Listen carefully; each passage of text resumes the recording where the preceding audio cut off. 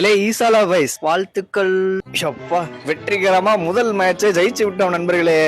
ஜெயிச்சுட்டீங்க. இந்த வருஷம் உங்களுக்கு வந்து கோலாகலமாக ஸ்டார்ட் ஆகிருக்கு. நான் வர டெம்ப்ளேட்லாம் எடுத்து ரெடியா வச்சிருந்தேன். சரி வாட்ஸ்அப் ஸ்டேட்டஸ் போட்டு விளையாடுவோம் அப்படின்னு. பாதி மேட்ச் கழிச்சு பார்த்தா KKR படுக்க போட்டு பண்ணிக்கிட்டு இருக்காங்க. ஏன்னா இந்த ஓவர்லயே வந்து மேட்சை முடிச்சிட்டாங்கன்னு சொல்லி யாரும் ஓவர் ஹைப்ல ஆக வேணாம் நண்பர்களே. இவங்க இப்படியே மேட்சை முடிக்கும் போது திடீர்னு எனக்கு 2023 நடந்ததெல்லாம் கண்ணு முன்னாடி வந்துட்டு போச்சு. பட் டீசெண்டா விளையாண்டாங்க. நான் போன வருஷம் சொன்னதே தான் இந்த வருஷமும் சொல்றேன்.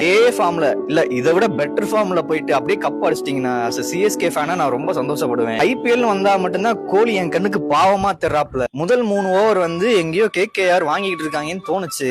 அப்படியே 10 ஓவர் கழிச்சு பார்த்தா போய்கிட்டே இருக்காங்க. குருணால் பாண்டியா வந்து ஒரு 2 விக்கெட் எடுத்து கொடுத்துட்டாப்ல. அதுக்கப்புறம் தான் நிம்மதியாவே இருந்துச்சு. அதுக்கப்புறம் கட் பண்ணா RCB பேட்டிங். கோலி ப்ரோ டீமுக்காக அவரோட கேப்டனும் நல்லா விளையாண்டு கொடுத்தாங்க. அதனால இன்னொரு உம்மா வந்து உனக்கு இனாமியா. ஆனா இந்த வருஷம் RCB வின் பண்ணணும்னு சொல்லி நான் வேண்டிக்கிட்டு இருக்கேன் நண்பர்களே. ஒரு வாட்டி அவங்க கையில கப்பா கொடுத்துருங்களேன், அவங்க மூஞ்சில சந்தோஷத்தை பாத்துருவோம் அப்படின்ற ஒரு நல்ல எண்ணம். உங்களுக்கு எந்த டீம் பிடிக்கும்னு சொல்லி கமெண்ட்ல சொல்லிருங்க.